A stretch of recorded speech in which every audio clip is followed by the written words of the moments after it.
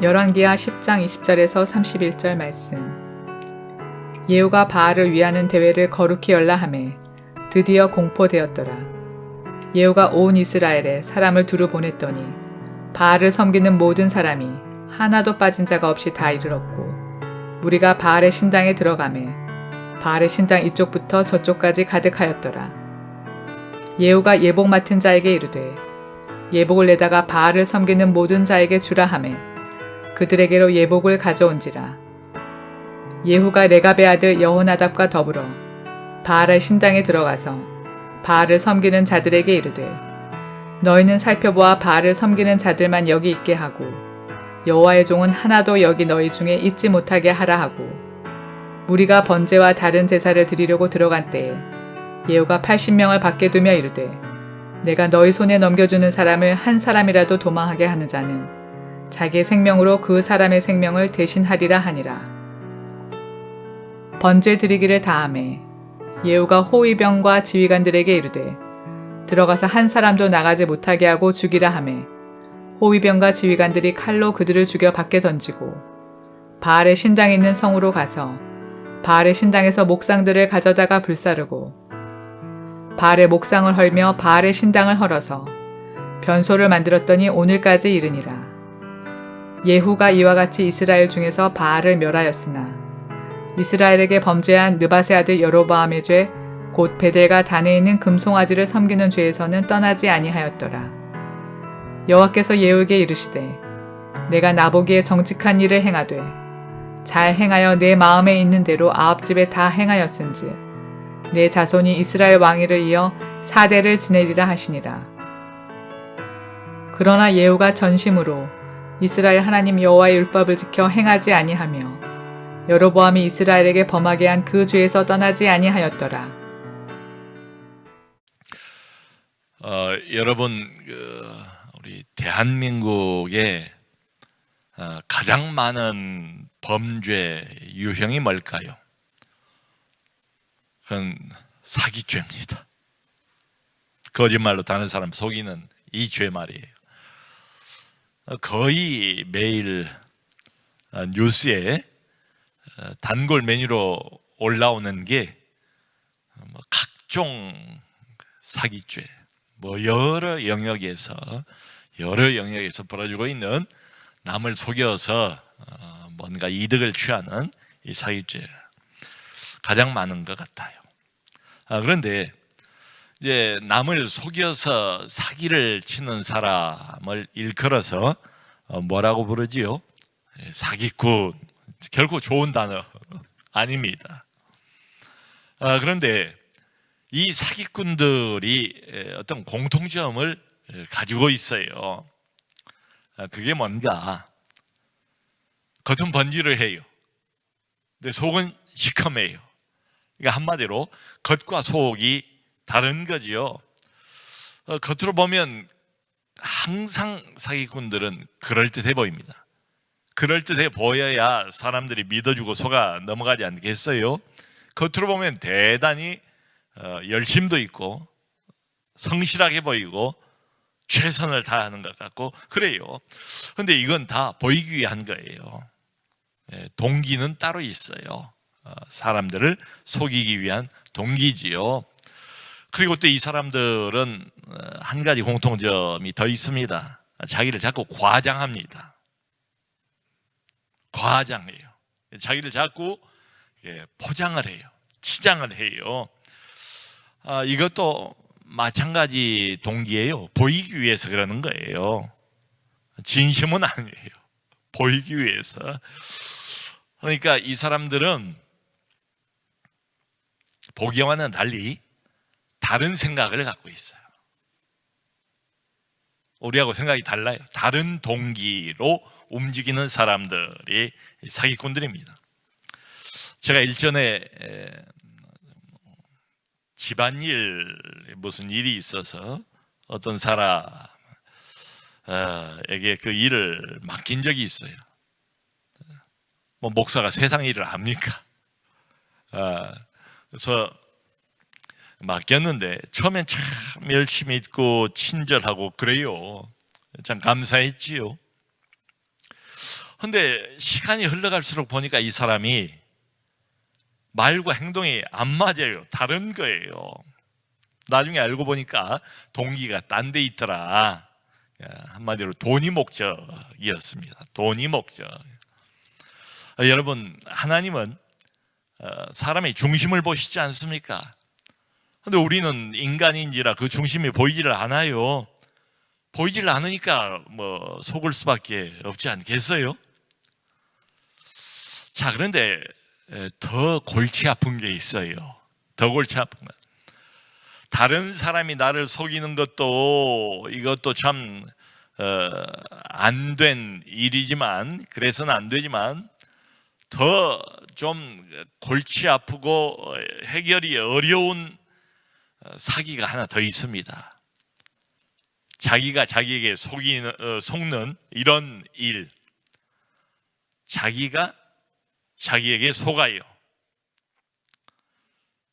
자기 자신은 이 일을 하면서 옳은 일이라고 생각을 하는 거예요. 그렇게 믿어요. 확신을 해요.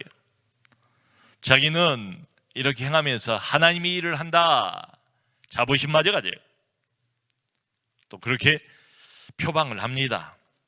근데 동기는 따로 있어요. 그 동기가 숨어 있어요. 종종. 그래, 자기도 몰라요. 자기도 속아버려요. 숨어 있는 동기. 하나님을 위해서 움직이는 게 아니에요. 진짜 동기는 뭔가 하면 바로 자기 이득입니다. 자기에게 이익이 될 만한 뭔가가 있어서 사실은 그것이 실제로 이 사람을 움직이고 있다. 근데 자기도 까맣게 모르는 이런 경우도 얼마든지 있습니다. 그 대표적인 사람이 누군가 하면 오늘 본문에 나오는 예후입니다. 예후. 지금 몇 번 우리가 이 예후라는 이름을 거론하지 않았습니까? 이 사람이 하나님에게 쓰임을 어찌 보면 크게 받은 사람이 맞아요. 왜냐하면 이 예후가 이 북왕국 이스라엘의 악한 왕의 대명사인 아합 가문을 완전히 몰살을 시켜버린 사람입니다. 지난번에 우리 보았던 것처럼 북왕국 이스라엘의 왕이었던 요람 왕을 죽이죠. 또 요람 왕을 문병차 와 있었던 남왕국 유다 왕인 아하시아를 또 죽이죠. 아하 왕의 부인인 이세벨까지 다 죽여버립니다. 거기서 그치질 않아요. 성경을 보면 북왕국, 그러니까 아합과 관계를 맺고 있었던 사마리아의 모든 고위 관리들 다 죽여요. 잔인한 사람이죠, 어떻게 보면. 그리고 아합의 자손들이 한둘이 아니에요. 성경에 보면 70여 명 됩니다. 70명의 아합의 자손들을 다 죽입니다. 이 사람 어떻게 죽이는가 하면 그것도 이제 앞부분을 보면 자세하게 기록이 되어 있습니다. 왕의 아들들, 왕의 자식들이니까 특별한 교육을 받지 않겠어요? 특별한 교육을 시키는, 그러니까 왕가의 이 교육자들, 교육하는 사람들, 그리고 사마리아의 장로들에게 편지를 보내요. 이 예후가 일종의 도전장을 보냅니다. 너희 중에 우두머리 하나를 세워라. 그리고 나하고 한판 붙자.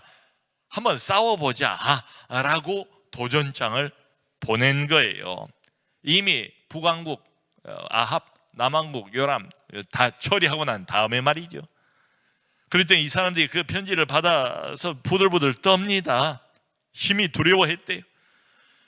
이미 두 사람의 왕이 당하지 아니하였는가? 그런데 어찌 우리가 이 사람 예후를 상대할 수 있겠는가? 그래서 자기들이 이제 답장을 이렇게 보낸 거예요. 우린 싸울 생각 없습니다. 꼬리를 바짝 내리고 우린 당신의 종이 옳시다. 말씀만 하옵소서. 이런 식이에요. 그랬더니 예후가 다시 편지를 보내서 그렇다면 너희가 가르치고 있는 그 아합의 자식들 70명인데 그 70명의 머리를 내일 아침 이맘때 가지고 나한테 나와라. 그래서 왕자들을 교육하고 있던 교육자들이 장로들과 더불어서 70명 아합의 그 아들들 머리를 다 뱁니다. 광주리에 담아가지고 정한 시간에 예후에게 가지고 나왔다, 이렇게 돼 있어요. 여러분, 그 유다 왕, 또 남왕국 유다의 왕 아하시아가 죽었지 않습니까? 아하시아가 죽었다는 이 소식을 듣고 문상을 가고 있던 아하시아의 형제들 42명을 예후가 만납니다. 그것도 앞부분 성경에 다 나와 있는 내용이에요. 42명 아하시아의 형제들을 만나가지고 아주 자세하게 기록이 이렇게 되어 있어요. 양털 깎는 집 웅덩이 곁에서 다 죽였다. 여기서 끝나는 것도 아니에요.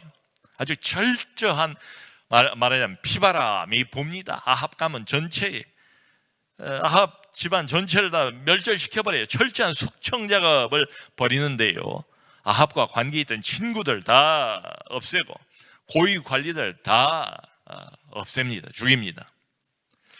자, 만일 정치적으로 이런 일을 벌였다, 무조건 정치적으로, 그러면 상당한 세간의 비판을 받을 겁니다. 겉으로 보면 매우 잔혹한 사람 아니겠습니까? 한 가문의 씨를 완전히 깨끗하게 다 말려버리는 예후. 근데 성경의 평가는 나쁘질 않습니다. 17절 보면 여호와께서 엘리야에게 이르신 말씀과 같이 되었더라. 하나님의 평가는 결코 나쁜 것이 아니에요. 왜냐하면 바로 하나님께서 이 예후를 기름을 부었어요. 엘리야에게 예언을 했죠. 엘리사가 또 자기의 제자를 보냈죠. 그래서 실제로 하나님께서 이 예후에게 기름을 부어서 왕으로 세우지 않습니까? 이 순간 이후로 예후는 하나님의 도구가 되는 거지요. 자, 뭐 어떤 목적이 있어서 하나님께서 예후를 왕으로 세우시지 않았겠어요? 특별한 어떤 임무와 역할을 맡았어요. 예후가 이 시점에서 하나님으로부터 부여받은 역할은 뭔가 하면 한마디로 죽이는 사역이에요. 칼의 사역이에요. 네. 왜냐하면 아합을 향한 하나님의 봐주심, 유예 기간, 회개하기를 오랫동안 기다려 오셨지 않습니까? 그 유예 기간 전체가 다 끝이 난 거예요. 이제는 심판입니다. 집안 전체를 다 몰살을 시키세요. 하나님께서. 여러 번 미리 예고했죠. 돌이킬 기회도 여러 번 있었죠. 지난번에 본 것처럼. 그런데 아합의 가문 누구도, 그리고 이세벨도 결코 돌이키질 않습니다. 예후를 들어서 완전히 이 집안을 쑥대밭 만드시고 초토화를 시키시고 한 사람도 남기지 않고 70명의 아들들까지 완전히 몰살을 시키는 예후가, 그런 장면이 나와 있어요. 이렇게 보면 예후는 자기가 하나님으로부터 받은 이 임무를 잘 완수한 사람이잖아요. 성경을 보면 오늘 본문으로 들어갑니다.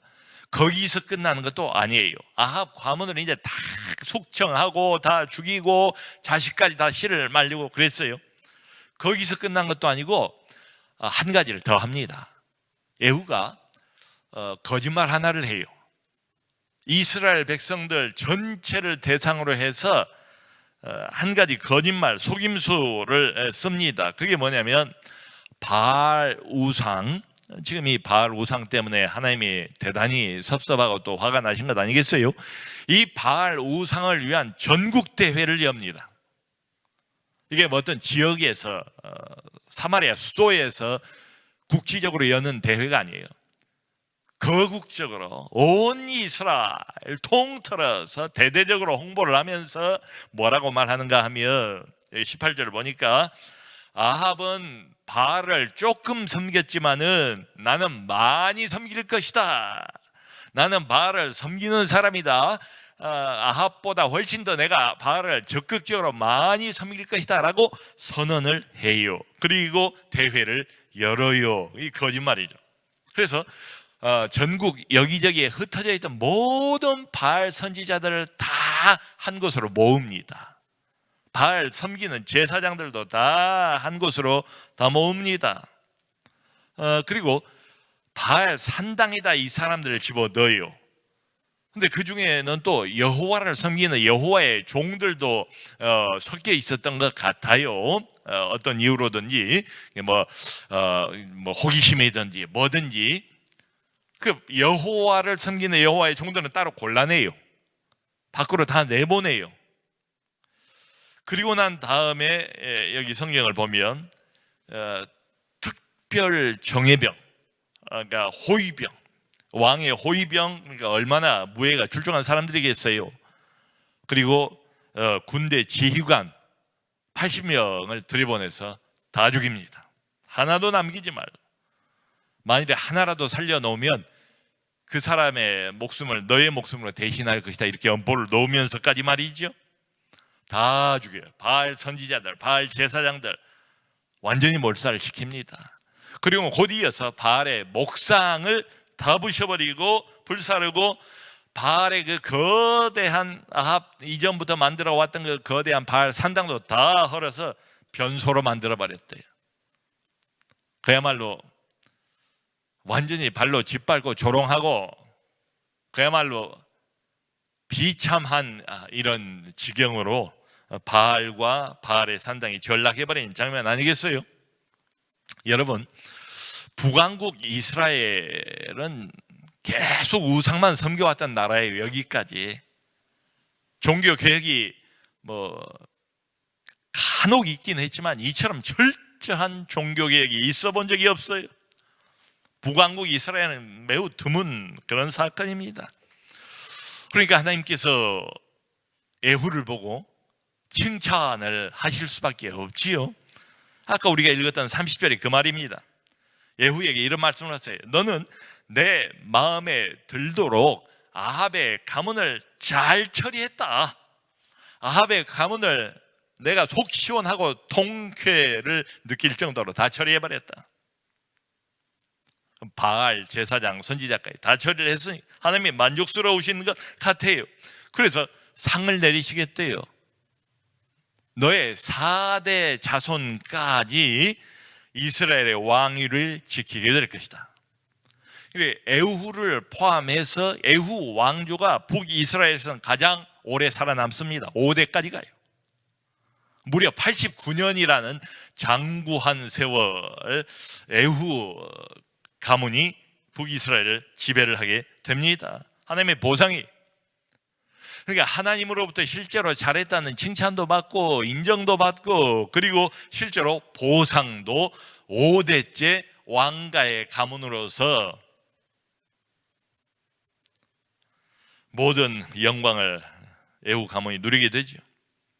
자, 이거 보면 참 대단히 에후의 활약에 하나님이 만족하시고 마음속이 시원해지신 것처럼 보이지 않습니까? 사실 그 전에 보면 에후와 이세벨과 에후의 측근들이 얼마나 하나님 마음을 괴롭혔습니까? 얼마나 엘리야를 못 잡아먹어서 안달이었습니까? 엘리사를 또 얼마나 핍박을 했습니까? 그 세월이 얼마입니까?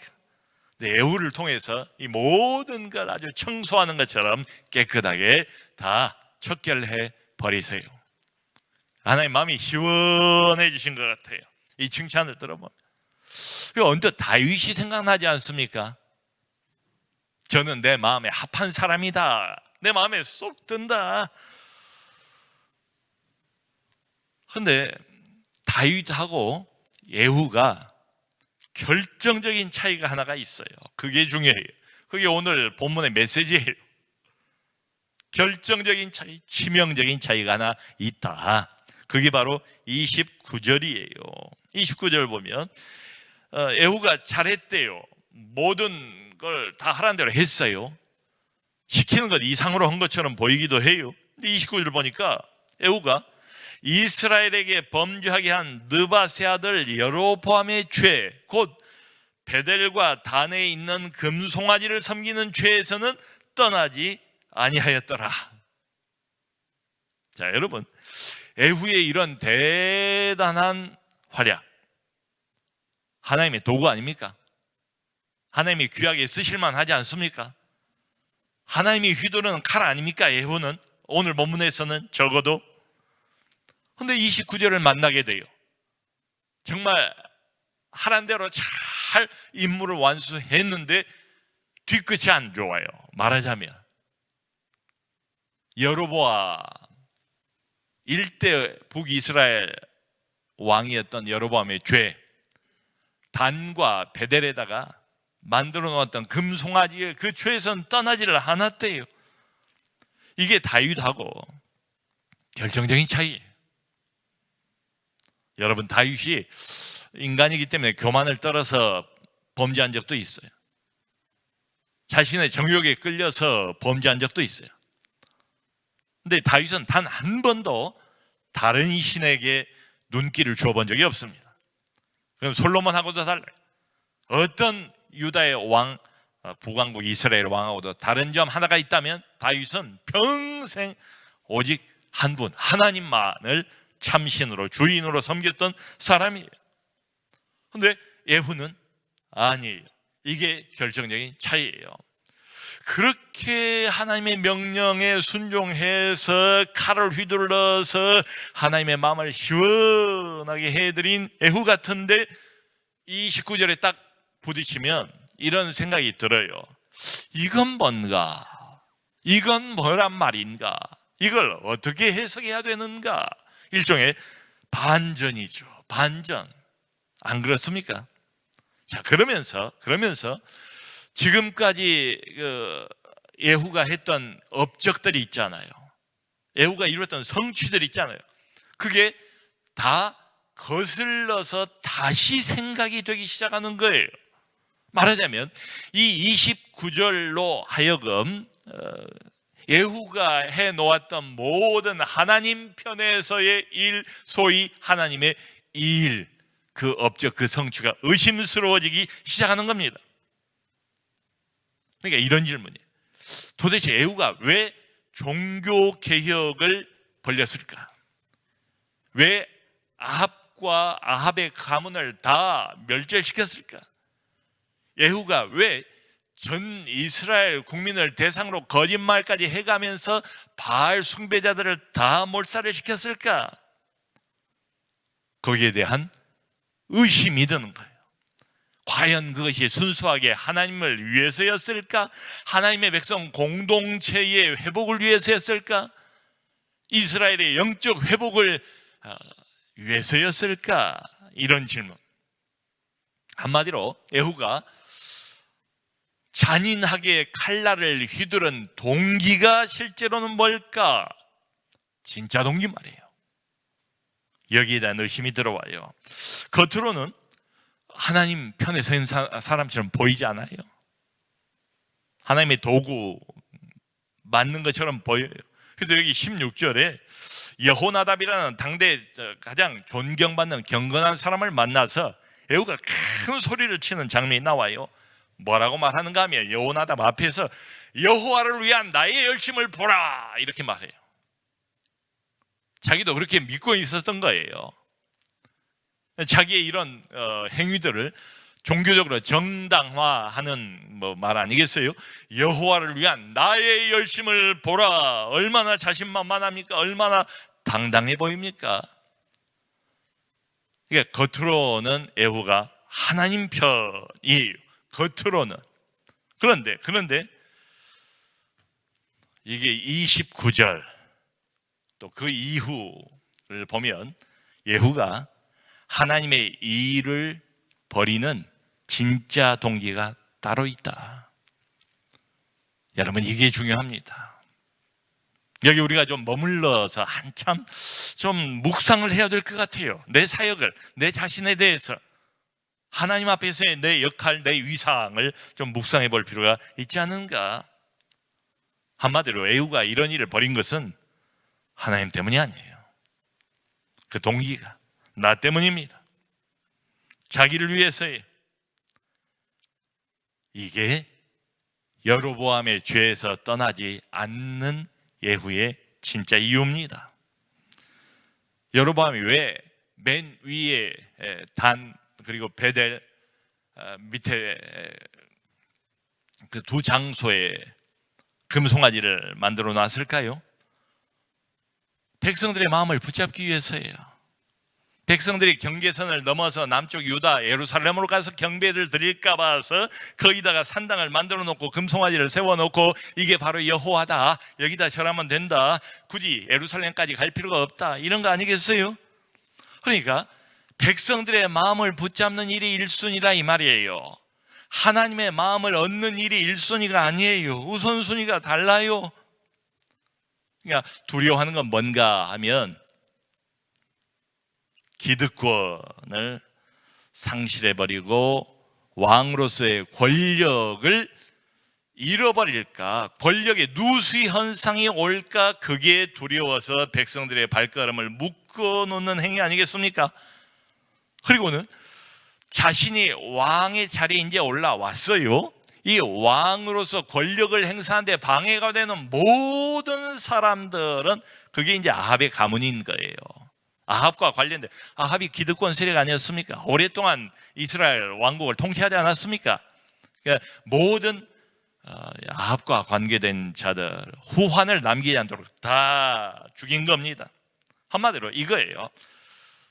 하나님의 명령이 자기의 개인적인 이득과 맞아떨어지는 한 거기까지는 순종해요. 그 사람이 여호입니다. 근데 처음부터 마음속에 숨어있는 동기는 뭐예요? 하나님의 명령을 빙자한 자기의 이득이에요. 자기의 권력 쟁취, 자기의 권력 유지예요. 29절에서 명백하게 그게 드러나 버렸어요. 더 이상은 숨길 수가 없어요. 그러니까 하나님의 일이라고 우리가 해요. 교회 일이라고 하긴 합니다. 누가 봐도 열심히 있는 사람이에요. 자기도 속아요. 이거 하나님의 일이라고, 옳은 일을 하고 있다고. 내 마음속에 숨겨지는 진짜 동기는 뭔가 하면 아주 이게 교묘합니다. 눈치채기도 어려워요. 아마 어쩌면 평생 이걸 모르고 그냥 지어나간 사람도 있지 않을까. 하나님의 말씀과 명령을 따라가는 것 같은데 마지막 한 가지는 못 지킨다고요. 안 지켜요. 안 지키고 싶어요. 왜요? 나의 개인적인 이득과 내 욕심과 하나님의 명령이 맞아 떨어지는 그 지점까지만 예후는 순종해요. 우리도 그럴 수 있다. 그 이상은 아니에요. 그래서 여기 31절의 평가가 전심으로 지키진 않았다. 전심으로 지키진 않았다.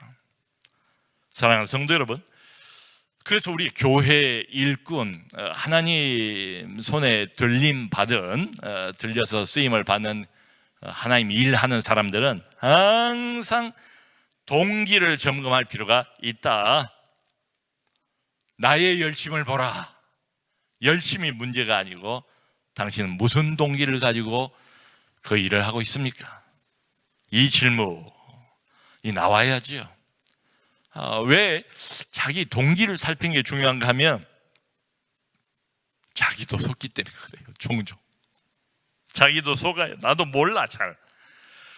오죽했으면 에후가 당대 최고의 경건한 사람이는 여호나답 앞에서 나의 열심을 보라 큰 소리를 쳤을까요? 그러니까 내가 지금 하나님의 일을 하고 있기 때문에 옳다라고 생각하는 거예요. 내가 옳다, 이런 확신을 또 갖고 있는 경우도 대단히 많아요. 어떤 중직자 이야기인데요, 이 사람이 중요한 역할이 있죠. 근데 일을 하는데 교회 일이 이상하게 계속 꼬이더래요. 맡은 일이. 그리고는 전혀 원치 않는 방향으로 일들이 흘러가는 거예요.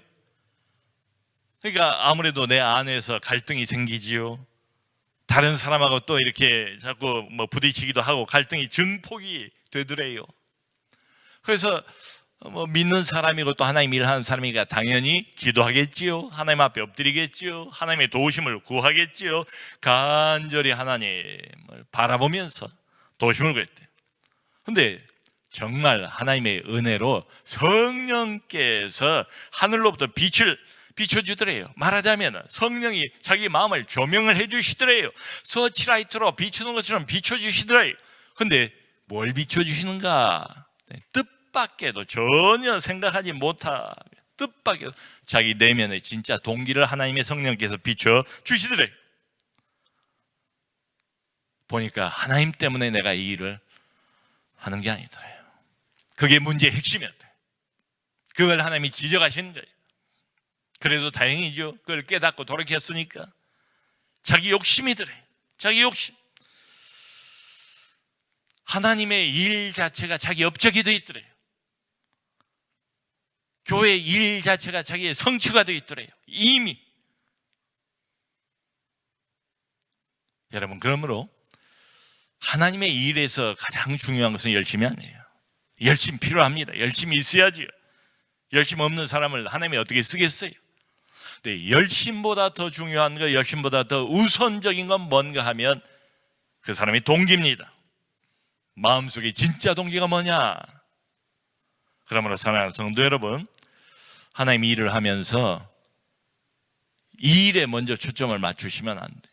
이 일의 결과에 먼저 초점을 맞추시고 눈을 돌리면 안 돼요. 그러면 시험 들어요. 엉뚱하게 다른 길로 나가버려요. 항상 처음부터 끝까지 하나님 자신에게 초점을, 눈길을 주시는 우리 모두가 되기를 바랍니다. 사람 때문에 일하는 것 아니고 어떤 성취, 사람의 인정, 어떤 업적, 그것 때문에 일해서도 안 되고 오직 한 가지입니다. 나를 부르시고 내게 일을 맡기신 하나님 때문에 일하시고 하나님을 위해서 일하시는 우리 모두가 되기를 바랍니다. 무엇보다 항상 하나님 자신을 사랑하는 우리 모두가 될 수 있기를 주님의 이름으로 축원합니다.